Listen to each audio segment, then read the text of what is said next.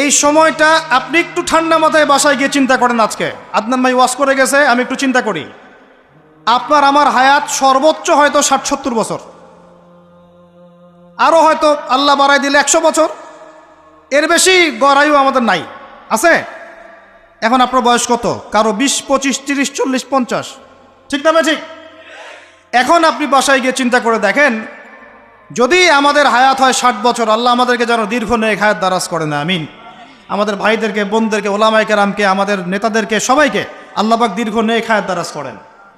এখন কথা হচ্ছে, যদি ধরে নেই যে আমাদের হায়াত ৬০ বছর, আপনার আমার বয়স থেকে কিন্তু ৩০, ৪০, ৫০ বছর অলরেডি চলে গেছে। এখন চিন্তা করবেন যে এই সময় যেটা চলে গেল, এই সময়ের মধ্যে আমি কতটুকু নামাজ পড়েছি, কতটুকু রোজা রেখেছি, যাকাত দিয়েছি, কতটুকু হজ ফরজ হয়েছে করেছি কিনা, দিনের পথে আমার অবদান কি, দিনের পথে আমার অবদান কি, আল্লাহর দিনকে যে আল্লাহ সাহায্য করতে বললেন, আমি কি করেছি? এই ৬০-৭০ বছরে কত পাপ করেছি হিসাব নাই। এই পাপগুলো লিস্ট করেন, দেখেন চোখ দিয়ে পানি ঝরতে থাকবে। আমার কথায় নারাজ হচ্ছেন? এই পাপগুলো লিস্ট করেন, চোখ দিয়ে পানি ঝরবে, আল্লাহ আমাদেরকে মাফ করে দেন। সবাই বলি আমিন। কত কবিরা গুনাহ হয়েছে, কত সগীরা। তবে সন্তুষ্টির কথা এটাই, যদি এটা উপলব্ধি হয় যে না ভুল হয়ে গেছে, আপনি ওযু করে আসেন, ২ রাকাত নামাজ পড়েন, আল্লাহর কাছে ইস্তেগফার করেন, বলেন আস্তাগফিরুল্লাহ আল্লাযী লা ইলাহা ইল্লা হুয়াল হাইয়ুল কাইয়্যুম ওয়া আতুবু ইলাইহি। আল্লাহ পাক এক মুহূর্তে আপনার সব পাপ তো মাফ করে দিবেনই, সব গুনাহকে নেকি দিয়ে পরিবর্তন করে দিবেন ইনশাআল্লাহ। সময়ের কসম বলতে আল্লাহ কি বুঝিয়েছেন ভাই আমার সাথে বলেন? সময়ের গুরুত্ব, সময়ের, আরো আসতে বলেন, সময়ের, ওয়াল আসরি মানে সময়ের কসম, মানে সময়ের গুরুত্ব। আমাদেরকে সময়কে গুরুত্ব প্রদান করতে হবে। আল্লাহ পাক তৌফিক দান করেন।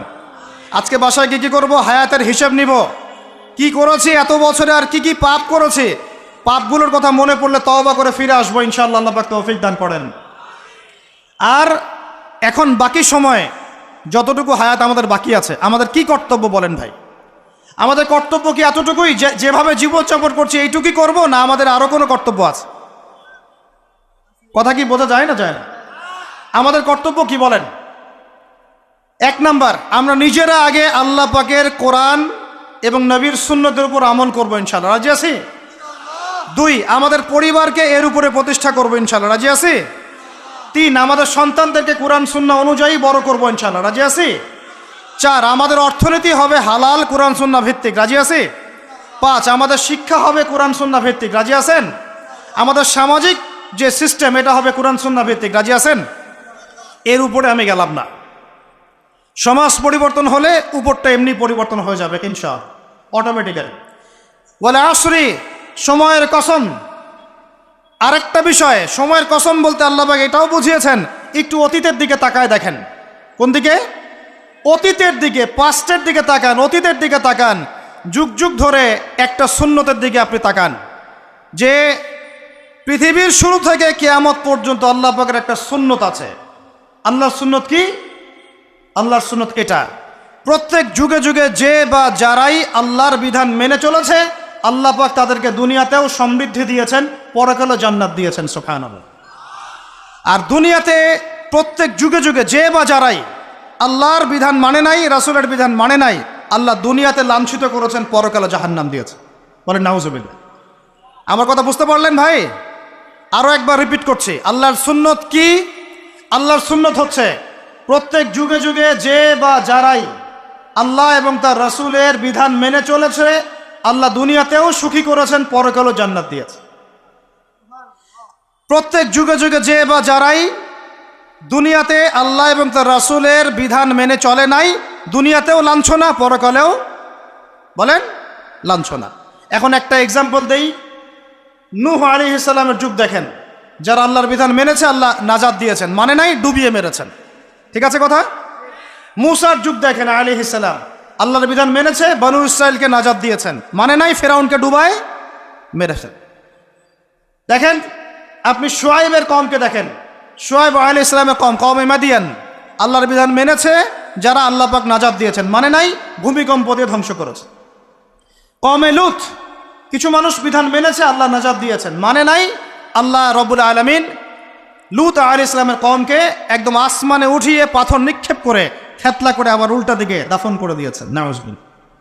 এদের পাপ ছিল, ওটা সমকামী ছিল, সমকামী, যে সমকামিতা এখন ছড়িয়ে পড়ছে আপনাদের মধ্যে। নাউজুবিল্লাহ। আল্লাহ পাক আমাদেরকে হেফাজত করেন। একইভাবে নবী সাল্লাল্লাহু আলাইহি ওয়াসাল্লামের যুগ তাকান, এই যে আবু জেহেল, আবু লাহাব, উতবা, শাইবা, রাবিআ, এরা আল্লাহর বিধান মানে নাই, আল্লাহ ধ্বংস করেছেন।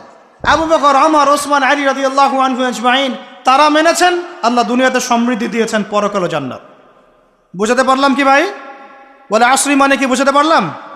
আল্লাহ পাক এই সময়ের কসম করে বলছেন, হে মানুষ শোনো, ইন্নাল ইনসানা লাফি খুসর, সমস্ত মানুষই ক্ষতির মধ্যে আছে। বলেন আউযুবিল্লাহ। এখানে আল্লাহ পাক একদম আমভাবে সবাইকে বলছেন, সবাই ক্ষতির মধ্যে আছে। মানুষের ক্ষতি কয় প্রকার? আমার সাথে বলেন, মানুষের ক্ষতি দুই প্রকার। কয় প্রকার? মানুষের ক্ষতি কয় প্রকার? এক, ইহকালীন ক্ষতি, দুই, পরকালীন ক্ষতি। এক, ইহকালীন ক্ষতি, দুই, পরকালীন ক্ষতি। ইহকালীন ক্ষতি কি? ইহকালীন ক্ষতি হচ্ছে সূরাতুল রুমের এই আয়াতটা। আল্লাহ পাক বলছেন, বা'দা আউযু বিল্লাহি মিনাশ শাইতানির রাজিম, যাহারাল ফাসাদু ফিল বাররি ওয়াল বাহরি বিমা কাসাবাত আইদিন নাস। আল্লাহ পাক বলছেন, জলে মানে পানিতে, এবং স্থলে মানে এই যে জমিনে, জলে এবং স্থলে যত বিপর্যয়, অরাজকতা, এই যে আপনারা দেখছেন ফাসাদ, ফিতনা যে ছড়িয়ে পড়ছে, এগুলো মানুষের হাতের কামাই, মানুষের হাতের কামাই। বনভূমি উজাড় করেছে কে? জিন না মানুষ? বলেন। এই পরিবেশ নষ্ট করেছে কে? জিন না মানুষ? বলেন। খাবারে ভেজাল দিয়েছে কে? জিন না মানুষ? অর্থনীতির মধ্যে সুদকে ঢুকিয়েছে, জিন না মানুষ? এই বেপরদামি, জেনা, মাদক কে ছড়িয়েছে? জিন না মানুষ? নামাজ কালাম ছেড়ে দিয়ে পাবজি, ফ্রি ফায়ার নিয়ে কে পড়ে আছে? জিন না মানুষ? বলেন। জিন না মানুষ? আল্লাহর বিধান বাদ দিয়ে শয়তানের বিধান চালু করেছে কে? জিন না মানুষ?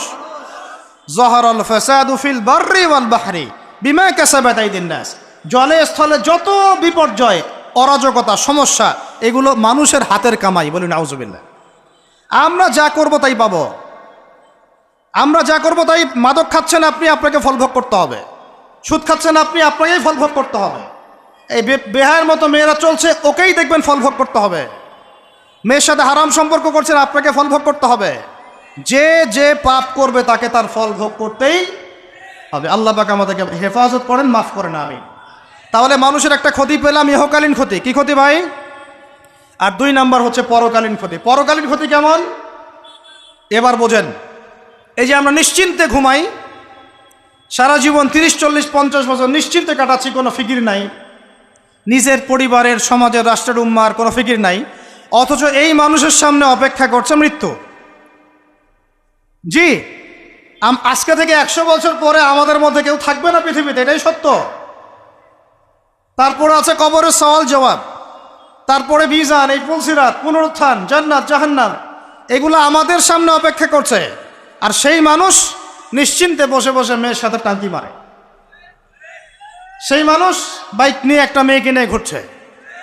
সেই মেয়ে একটা ছেলের সাথে চটপটি ফুচকা খায়। সেই লোক আল্লাহর বিধানকে সরাই দিয়ে শয়তানের বিধান চালু করা শুরু করল। সেই ব্যক্তি সুদ খাচ্ছে। সেই ব্যক্তি ট্রান্সজেন্ডার এই মতামত প্রমোট করতেছে। হ্যাঁ, সেই ব্যক্তি শিক্ষার মধ্যে ইসলাম বিদ্বেষী বিষয় ঢুকাই দিল। অথচ এই মানুষের সামনে পরকাল অপেক্ষা করছে। একদম টেনে হিস্ট্রি আল্লাহ পাক সামনে নিয়ে দাঁড় করাবেন, দাঁড় করে জিজ্ঞাসা করবেন। তাহলে আমরা কত অপদার্থ, কত বোকা, আমরা কি বুঝতে পারছি ভাই? একটু বুঝতে পারছেন কি? আল্লাহ পাক সূরা আহজাবে এটাও কিন্তু বলেছেন যে ইন্নাল ইনসানা যালুমান জাহুলা ওয়া লাকাদ আরাদনাল আমানাতা আলাস সামাওয়াতি ওয়াল আরদি ওয়াল জিবালা ফাআবাইনা আন ইয়াহমিলনাহা ওয়া আশফাকনা মিনহা ফাহামালাহাল ইনসান। সুবহানাল্লাহ। শুকরিয়া, আল্লাহ পাক মনে করাই দিয়েছেন। আর একটা যদি না বলতে পারতাম, মনের মধ্যে একটা অতৃপ্তি থেকে যাইত। আল্লাহুম্মা লা ইলমা লানা ইল্লা মা আল্লামতানা ইন্নাকা আনতাল আলিমুল হাকিম। আলহামদুলিল্লাহ। আয়াতের অর্থ শুনেন। মানুষ যে জালেম, জাহেল, আমরা যে অপদার্থ, আল্লাহ পাক কি বলছেন শুনুন। আল্লাহ বলছেন, ওয়ালাকাদ আরাদনাল আমানাতা আলাস সামাওয়াতি ওয়াল আরদি ওয়াল জিবাল। আমি ইসলামের এই আমানত, শরিয়াত, কোরআন হাদিসের এই যে আমানতটা, এটা আসমান সমূহকে দিতে চেয়েছিলাম, তোমরা কি নিবা? আমি জমিনকে দিতে চেয়েছিলাম, তোমরা নিবা? আমি পাহাড়কে দিতে চেয়েছিলাম, তো আমানত কি নিবা? ফাআবাইনা, তারা বলেছে না, নিতে পারো। ওয়াশফাকনা মিনহা, তারা অক্ষমতা প্রদর্শন করেছে। ফাহামালাহাল ইনসান, মানুষ সেই আমানতটা কাঁধের মধ্যে বহন করেছে। আমরা সেই আমানত কি করেছি ভাই? কাঁধে বহন করেছে। আল্লাহ পাক বলছেন ইন্নাল ইনসানা যালুমান জাহুলা, মানুষ কত জালেম, মানুষ কত জাহেল। আমাদের সামনে পরকালীন এই কঠিন জবাবদিহিতা অপেক্ষা করছে। এরপরে আমাদের জীবনযাপন পদ্ধতি দেখলে মনে হয় যে আমাদের মধ্যে আর গরু ছাগলের মতো কোনো পার্থক্য নেই। ইন্নাল ইনসানা লাফি খুসর, বুঝতে পারলেন? আচ্ছা, আল্লাহ পাক এবার আমাদেরকে বলছেন আচ্ছা ঠিক আছে, 4টা গুণ অর্জন করো। কয়টা ভাই? একটু বসেন, সবর করেন, আমরা অনেক লম্বা আলোচনা করব না, আমরা বুঝতে পারছি রাত অনেক গভীর হচ্ছে, আমরা সংক্ষিপ্ত করব ইনশাল্লাহ। আমার সাথে বলেন কয়টা গুণ অর্জন করব? আল্লাহ পাক বলছেন এই 4টা গুণ যারা অর্জন করবে তারা ওই ক্ষতি থেকে বেঁচে থাকবে ইনশাআল্লাহ। সুবহানাল্লাহ। দুনিয়াতেও তারা সফল হবে, পরকালেও সফল হবে ইনশাআল্লাহ। আল্লাহ বলছেন ইল্লাল্লাযীনা আমানু, তারা নয় যারা এক ঈমান এনেছে, তারা ক্ষতির মধ্যে নাই, যারা ঈমান এনেছে। 2 ওয়া আমিলুস সলিহাত, সৎ আমল সম্পাদন করেছে। কি আমল? সৎ আমল। তারপরে ওয়া তাওয়াসাউ বিল হক, পরস্পরকে সত্যের উপদেশ দিয়েছে। কিসের উপদেশ? সত্যের। 4 ওয়া তাওয়াসাউ বিস সবর, এবং পরস্পরকে ধৈর্যের উপদেশ দিয়েছে। কয়টা বললাম বলেন তো ভাই? আমার সাথে বলেন। 1 নাম্বার কি? 4টা গুণাবলী অর্জন করলে ক্ষতি থেকে বাঁচতে পারবো, অন্যথায় কোনো সুযোগ নাই।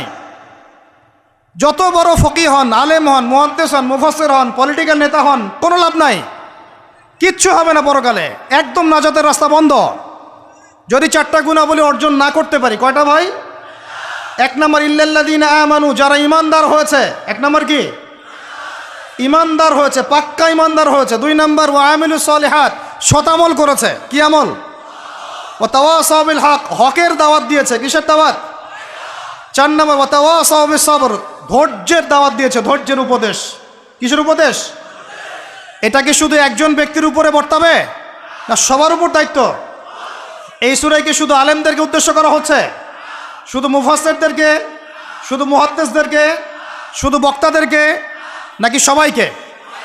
এই সবাই মিলে যখন এই 4টা গুণাবলী অর্জন করবেন, দেখবেন ইনশাআল্লাহ দুনিয়াতেও বিজয় আমাদের, পরকালে আমাদের ইনশাআল্লাহ।